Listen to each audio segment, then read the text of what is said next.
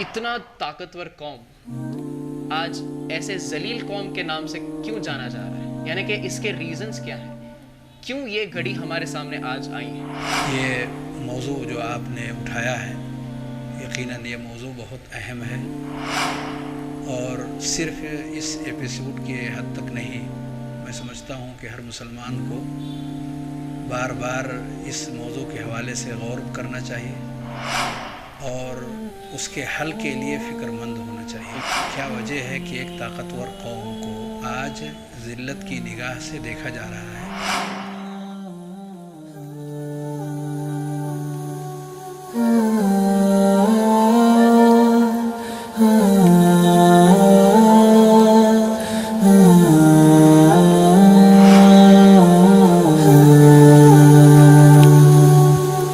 کیا صحیح ہے، کیا غلط ہے، یہ جانکاری ہم سب کے پاس ہونا بہت ہی ضروری ہے، اور اسلام ہمیں ان سب چیزوں کے بارے میں کیا کہتا ہے، اس کو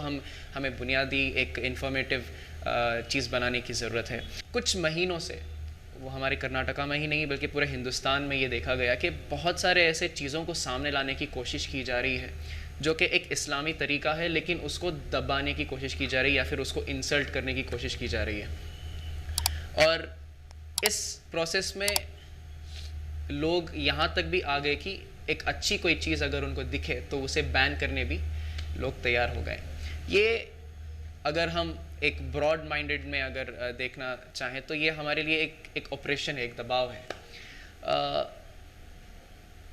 سوال میرا آپ سے یہ ہے شیخ کہ یہ ساری چیزیں جو ہمارے ملک میں پائی جا رہی ہیں، چاہے وہ حجاب کے مسئلے کا ہو یا پھر حلال میٹ یا پھر اذان کے مسئلے میں ہو جس کو یہ لوگ بین کرنا چاہتے ہیں اذان، یا پھر کچھ لوگ تو ایسے ہیں کہ ہمارے خلاف موویز بنا رہے ہیں، فلمیں بنا رہے ہیں، چاہے وہ کشمیری فائلز کے نام پہ ہونے دو یا پھر کوئی اور ہو۔ دکھایا یہ جا رہا ہے کہ ہم ایک ٹیررسٹ کے فیملی سے آتے ہیں، دکھایا یہ جا رہا ہے کہ ہم ایک ولن کا روپ یہاں پر اختیار کرنے کے لیے جی رہے ہیں، لیکن دراصل یہ ہے نہیں، یہ ایک مسکنسیپشن ہے جس کے وجہ سے لوگ ہمیں اس نظریے سے دیکھتے ہیں۔ اور جو دباؤ ہم پر پڑ رہا ہے یہ دراصل کیا ہے، کیوں ہو رہا ہے ہمارے ساتھ؟ کیا یہ آزمائش ہے؟ کیا یہ ہمارے لیے سزا ہے یا پھر ہمارے ایمان کی کمزوری ہے؟ کیا ہے یہ شیخ؟ کیوں ہو رہا ہے ہمارے ساتھ ایسے؟ دیکھیے، اس حوالے سے ایک بات تو میں یہ کہنا چاہوں گا کہ ایک قصور ہمارا ہے، ایک کمی ہماری یہ ہے کہ ہم اسلام کی ان چیزوں کو جو اس کی فضیلت ہیں اور اس کی امتیازی بات ہے اور اس کو بہت اعلیٰ اور بہتر شکل میں لوگوں کے سامنے آنی چاہیے تھی، مشکل یہ ہے کہ اسے ہم خود بذات خود اس کو ہم کیچ نہیں کیا، اس کو ہم نے خود کیچ نہیں کیا کہ ہم اس کی صحیح وضاحت کر سکیں۔ بھائی کہتے ہیں من جہل شیئا عادہ، من جہل شیئا عادہ۔ جب انسان کسی چیز کو نہیں جانتا تو وہ اس کا دشمن بن جاتا ہے۔ جب انسان کسی چیز کی حقیقت سے آگاہ نہیں ہوتا تو اس کے کانوں پر جو آواز پڑے گی اس کے خلاف اس کو حقیقت تو مان لیتا ہے۔ جب ہم نے سکھایا نہیں لوگوں کو، بتایا نہیں لوگوں کو اسلام کی ان خوبیوں کے بارے میں جن کا آپ نے ابھی نام لیا ہے، چند ایک کا آپ نے نام لیا ہے، اگر ان خوبیوں سے متعلق برادران وطن کو ایک پیغام ملے، ایک سندیش ملے کہ کس قدر اس میں بھائی چارگی کا معاملہ ہے، کس قدر اس میں ایک دوسرے کو جوڑنے کا معاملہ ہے، کس قدر انسان عدل اور انصاف کے ترازو کو مضبوطی کے ساتھ تھامنے والا ہے، کس قدر وہ بندہ اپنے رب کے ساتھ، پیدا کرنے والے کے ساتھ اس کے حقوق کو دینے کی کوششیں کر رہا ہے، جس نے پیدا کیا ہے اس کی پہچان کروا رہا ہے، کس قدر ایک دوسرے کے درمیان کے تعلق کو اجاگر کر رہا ہے کہ آپ دونوں انسان ہونے کے ناطے سے ایک دوسرے کے اوپر کیا حق بنتا ہے۔ اگر صحیح معنی میں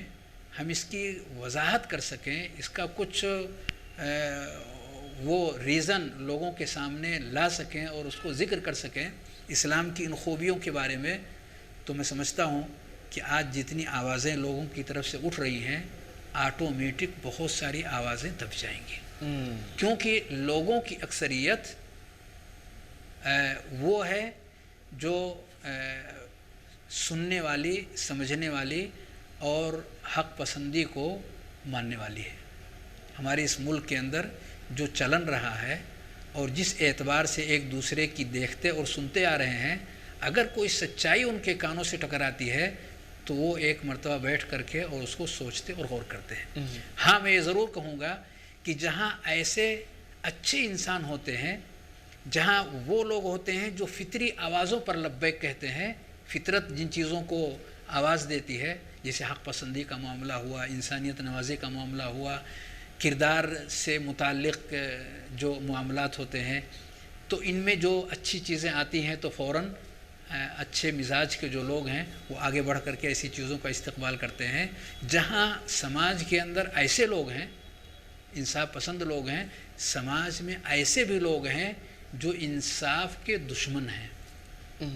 سماج میں ایسے بھی لوگ پائے جاتے ہیں جن کو آپ انسانیت کا دشمن کہہ سکتے ہیں، جو سنجیدگی سے بہت دور ہیں۔ ان کی اپنی صرف خود کی مصلحت ہوتی ہے، ان کی اپنی ذاتی مصلحت کام کرتی ہے، ان کی اپنی دنیاوی مصلحت کام کرتی ہے، اس کے علاوہ باقی انہیں کسی چیز پر ان کی نگاہیں نہیں جاتی۔ تو عمومی طور پر وہ ایسی ہی لوگوں کو دیکھتے ہیں، اور کہاں کون سی چیز لوگوں کے درمیان پھینکی جائے اور اس سے ان کا مقصد حاصل ہو سکے، وہ ایسی چیزوں کو چھوڑتے رہتے ہیں۔ یہ ان کا اپنا خود کا ذاتی مسئلہ ہوتا ہے جو لوگوں کے اوپر تھوپنا چاہتے ہیں، اور ان کی آواز غالب اس لیے ہو جاتی کیونکہ اس طرف سے سچائی کی آواز بلند کرنے کے لیے جس قوت کی ضرورت تھی، جس حوصلے کی ضرورت تھی، جس محنت کی ضرورت تھی، میدان کے اندر آ کر کے اس کی وضاحت کی ضرورت تھی، وہ کام صحیح طور پر نہیں انجام پا رہا ہے۔ تو ایک ہے یہ ان بیلنس جو چیز ہم دیکھ رہے ہیں، تو اس چیز کو ہمیں نگاہوں میں رکھنا چاہیے۔ اور یہ جو دوسرا طبقہ ہے جس کی طرف میں نے ابھی اشارہ کیا کہ اس طرح کے بھی لوگ پائے جاتے ہیں، ہر دور کے اندر، ہر سماج کے اندر ایسے مزاج کے لوگ رہے ہیں۔ نبی کریم صلی اللہ علیہ وسلم کو لوگ کیا کہتے تھے؟ صادق اور امین کہتے تھے۔ پورے مکہ والے سارے کے سارے جتنے تھے سب ایک زبان ہو کر کہتے تھے یہ صادق آیا، امین آئے، سچے ہیں، امانت دار ہیں۔ لیکن جب آپ نے حق کا کلمہ بلند کیا، حق کا کلمہ جب آپ نے بلند کیا، تو وہی لوگ جو کل تک صادق اور امین کہتے تھے وہ آپ کے کٹر دشمن اور مخالف ہو گئے۔ یعنی انہیں ایک لمحے کے لیے آپ کی یہ آواز کہ ایک رب کی عبادت کرو جس نے تمہیں پیدا کیا ہے، اس کے سامنے جھکو، آپ نے کسی سے مال نہیں مانگا تھا، کسی سے آپ نے کسی کی کرسی آپ نے نہیں چھینی تھی، کسی کی عزت پر آپ نے ہاتھ نہیں ڈالا تھا، کوئی نقصان والا کام آپ نے نہیں کیا تھا، لیکن کیوں سارے کے سارے لوگ دشمن ہو گئے؟ کیونکہ انہوں نے باپ دادا کو ایک دین پر پایا تھا کہ ان بتوں کے سامنے ہمیں یا ان مخلوقات کے سامنے ہمیں اپنا سر جھکانا ہے، اور اسی کو وہ سب کچھ اپنا سمجھتے تھے۔ لیکن جب نبی کریم صلی اللہ علیہ وسلم نے اصل پیدا کرنے والے کی طرف لوگوں کو جوڑا تو ایسے لوگ نبی کریم صلی اللہ علیہ وسلم کے دشمن ہو گئے۔ وہ ٹھیک سے سمجھ نہ سکے، اور انہیں لگا کہ ایسا اگر ہم کر لیتے ہیں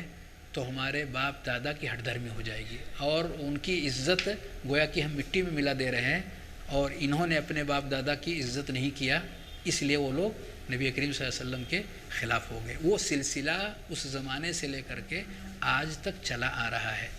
حق کی آواز جب بھی اٹھے گی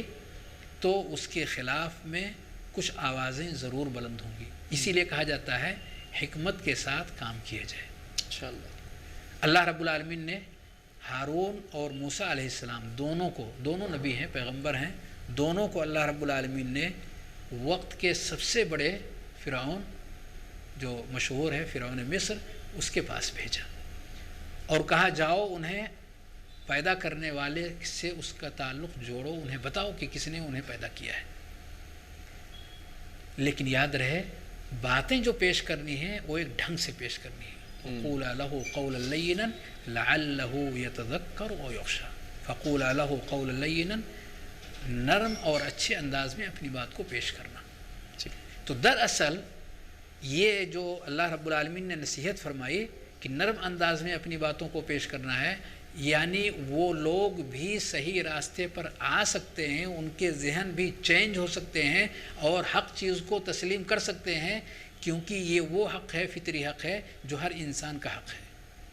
سب انسانوں کو کسی نے پیدا کیا ہے اور اسی پیدا کرنے والے کے سامنے جھکنا ہے اور اسی کی بات ماننی ہے۔ ہر انسان کا ضمیر اس بات کو کہتا ہے، اور اسی سے جوڑنے کے لیے سارے پیغمبر دنیا کے اندر تشریف لائے۔ یقیناً اگر سچائی کے ساتھ یہ باتیں ان کے سامنے شیئر کی جائیں تو وہ اس کو قبول کر لیں گے، یا کم از کم اتنا ضرور ہوگا کہ وہ سوچنے پر مجبور ہوں گے اور اتنی ساری اول فول چیزیں لوگوں کے درمیان نہیں لائیں گے۔ جی جی جی، تو مجھے امید ہے انشاءاللہ اللہ کی ذات سے کہ اگر سلجھے ہوئے انداز سے مسلمان اس کا برا نہ مان کر کے، جو لوگوں کے اندر آ رہا ہے، کیونکہ لوگ جانتے نہیں ہیں جی اور نہ جاننے والا بہت ساری چیزیں بولتا رہتا ہے۔ اپنے گھر کے اندر کتنے ایسے ہوتے ہیں انجان جو ایک دوسرے کے خلاف بولتے رہتے ہیں، لیکن اس کا ہم برا نہیں مانتے۔ ایسے ہی برا نہ مان کر کے ہم اگر اصل چیز کو کوشش کر کے، محنت کر کے اور صحیح انداز میں قرآن کا تعارف کروائیں، اسلام کا تعارف کرائیں، مساجد کے قریب لوگوں کو لائیں کہ دیکھیے یہاں پہ کیا ہو رہا ہے۔ ان مساجد کے اندر لوگ ایک رب سے پرارتھنا کر رہے ہیں، اس سے مانگ رہے ہیں، اس سے اپنا تعلق جوڑ رہے ہیں، انسانیت نوازی کی باتیں ہوتی ہیں، ان کی گفتگو سنیں، ان کے قریب آئیں۔ تو اگر اس طرح کی کوششیں ایک چل پڑیں سنجیدہ مزاج لوگوں کی طرف سے، مسلمانوں کی طرف سے، اور ایسے اپنے ہندو بھائیوں کو وہ اپنے سے قریب آنے کی کوشش کریں، انہیں بلائیں، انہیں دعوت دیں، اپنے مساجد کے قریب لے کر کے آئیں، صوم و صلاۃ کیا چیز ہے اس کی وضاحت کریں، اس کو بتائیں کہ یہ سب انسانیت نوازی کے کتنے بڑے درس ہیں، یہ زکوٰۃ کا معاملہ کتنا بڑا، یہ اگر یہ سسٹم سارے لوگ قبول کر لیں تو سماج کے اندر کوئی غریب رہ ہی نہ جائے اور غریبی نام کی چیز ختم ہو جائے اور لوگ اپنے پاؤں پہ کھڑے ہو جائیں۔ کیسے یہ ساری چیزیں اگر واضح کر دی جائیں تو اتنی ڈھیر ساری خوبیاں سننے کے بعد وہ انسان دنگ ہو کر کے رہ جائے گا کہ واقعی ایسا دین دھرم اس قابل ہے کہ اسے سارے لوگوں تک پہنچنا چاہیے اور سارے لوگوں کو فالو کرنا چاہیے۔ جی جی، بہت بہت شکریہ شیخ، آپ بہت ہی اچھا کنکلوژن دیے۔ اب ایسے کنکلوژن تک پہنچنے کے لیے ہم مسلمانوں کی ذمہ داری کیا ہونی چاہیے ایسے حالات میں؟ کیا کر سکتے ہیں ہم کہ ہم اس مقام تک پہنچے کہ ہم اصل میسج ہمارے غیر مسلم بھائیوں تک پہنچا دیں؟ کیا کرنا چاہیے؟ دیکھیے، یہاں تک پہنچنے کے لیے ہم مسلمانوں کو سیکھنے کی ضرورت ہے۔ بالکل جی، جب تک ہم ٹھیک طریقے سے پوری سنجیدگی کے ساتھ ہم علم کے میدان میں نہیں اتریں گے، سنجیدگی ہمارے اندر نہیں آئے گی۔ آپ یہ جان لیجئے، جو چیز وزنی ہوتی ہے یعنی باوزن ہوتی ہے، اس میں ہلنے اور تھرتھراہٹ والی چیز نہیں پیدا ہوتی ہے، وہ اٹھتی نہیں ہے جی، بلکہ وہ قائم اور ثابت رہتی ہے۔ تو گہرے سمندر کو آپ دیکھ لیں اور نالے اور نہر اور اس طرح کے اندر بہنے والے پانی کو بھی آپ دیکھ لیں۔ تالاب کے اندر کے پانی کو اگر آپ ہاتھ ہلا کر کے دیکھیں کہ پورا ایک دم ہل جاتا ہے، لیکن وہیں آپ سمندر کو اگر دیکھیں گے تو وہ باوزن ہے اور گہرا ہے۔ جی جی، اس لیے ہر ایک کو اپنے اندر، ہمارے اندر کا جو سینہ ہو وہ سینہ شمولیت والا سینہ ہو۔ کیا مطلب شمولیت والا سینہ؟ یعنی ایسا ہو جو سماج کے ہر فرد کو اپنے اندر جگہ دے سکتا ہو۔ کیا ایسا نہیں ہوا کہ نبی کریم صلی اللہ علیہ وسلم جس دور میں پیدا ہوئے ہیں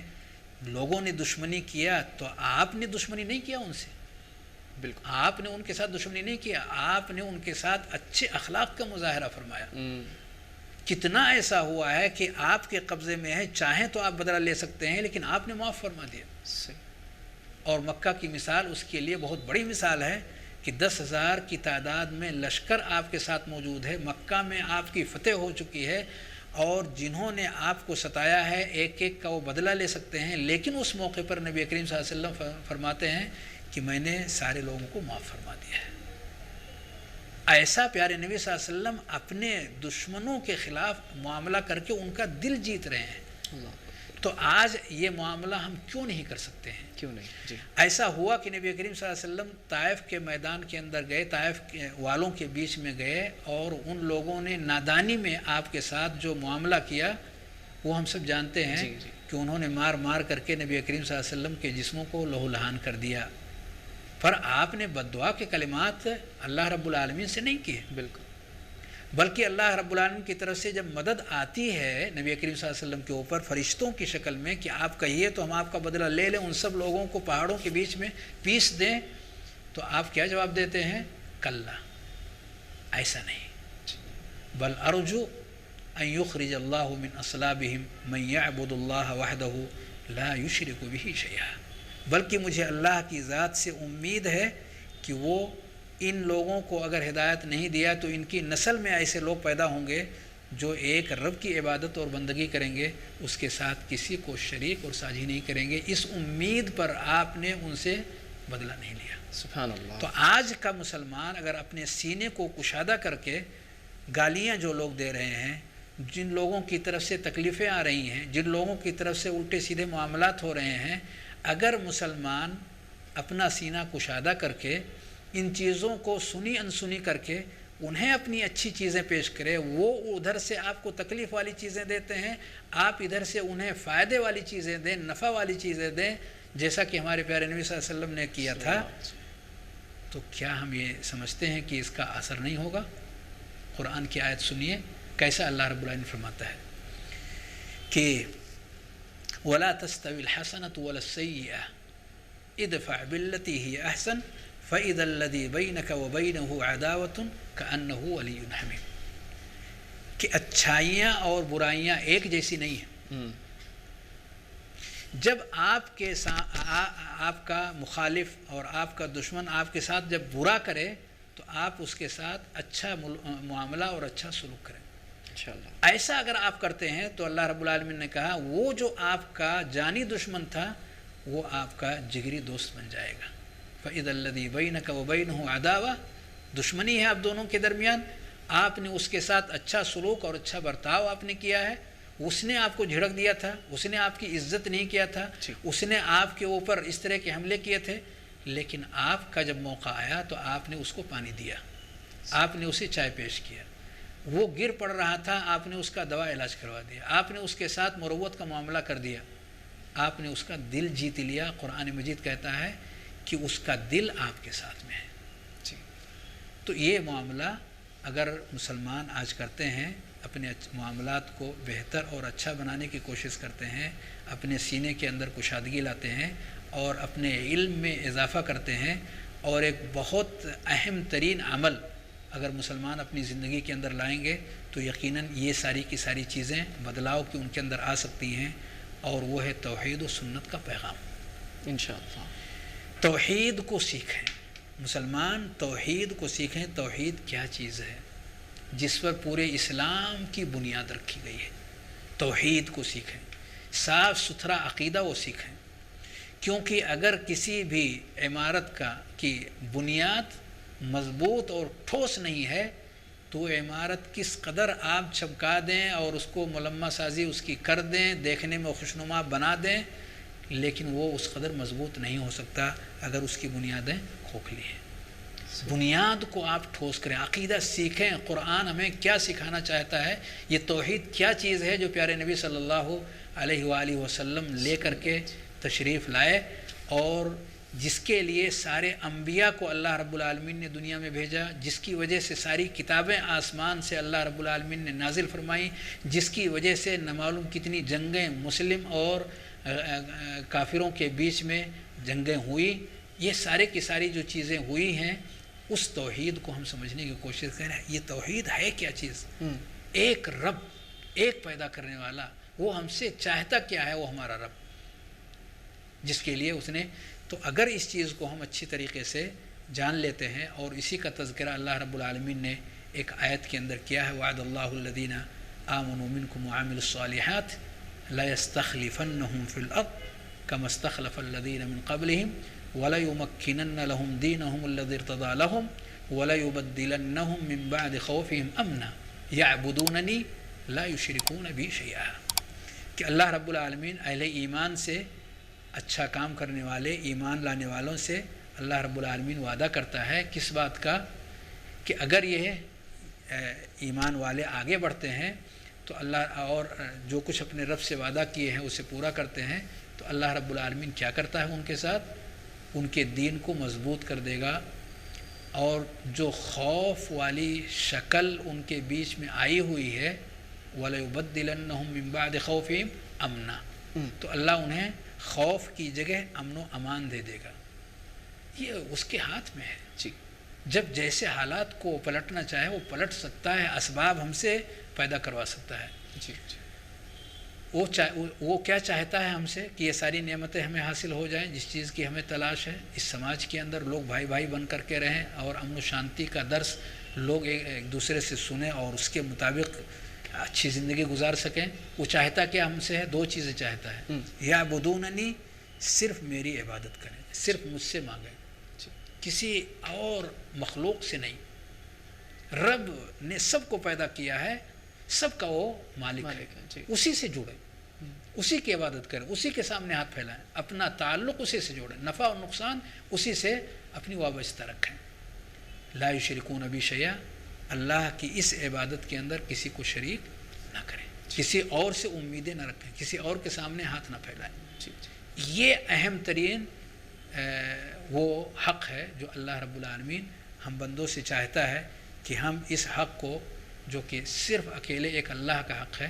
وہ اگر ہم اللہ کے لیے دینا سیکھ لیتے ہیں، اور یہی ہماری بنیاد ہے، ہم سیکھ لیتے ہیں اور اسے ہم دیتے ہیں، اور ہم پورے دل کے ساتھ، پوری محبت کے ساتھ اور پورے ایمان کے ساتھ، تو اللہ رب العالمین یقیناً حالات کو چینج کرے گا اور لوگوں کے دل ایک دوسرے سے قریب ہو جائیں گے انشاءاللہ. جیسے بہت اچھی باتیں کہیں آپ، اور بہت ساری چیزیں ہمارے سامنے آئیں، جیسے کہ کیسے ہم ہمارے دوسرے غیر مسلم بھائی بہنوں کے ساتھ کیسے ہم اتحاد قائم کر سکتے ہیں، اور توحید کے اہمیت کے بارے میں بتائے شیخ. بہت بہت شکریہ شیخ. یہ سب چیزیں ہمیں یہی پتہ چلتا ہے کہ یہ ساری چیزیں اگر ہم اختیار کر لیں تو ایک امن والی انوائرمنٹ ہم پا سکتے ہیں انشاءاللہ. شیخ ایک اہم سوال میں آپ سے کرنا چاہوں گا یہاں پر، وہ یہ ہے کہ آپ ابھی ہمیں یہ بتایا کہ ہمیں جو رشتہ یا جو ریلیشن شپ ہمیں ہمارے نان مسلم کے ساتھ جو مینٹین کرنا چاہیے وہ بہت ہی بہترین ہونا چاہیے. اب یہاں پر دیکھا یہ جا رہا ہے کہ ہم مسلمانوں کے اندر بھی کہیں نہ کہیں ڈسکرمنیشنز پائی جاتی ہیں، جس کے وجہ سے وہ کبھی کبھی لڑائی جھگڑے پر تک بھی پہنچ جاتے ہیں. تو ایسے حالات میں ہمیں کیا چینجز لانا چاہیے یا پھر کیا سٹیپ لینا چاہیے؟ صحیح سٹیپ یہاں پر کیا ہوگا ہم مسلمانوں کو ایک کرنے میں؟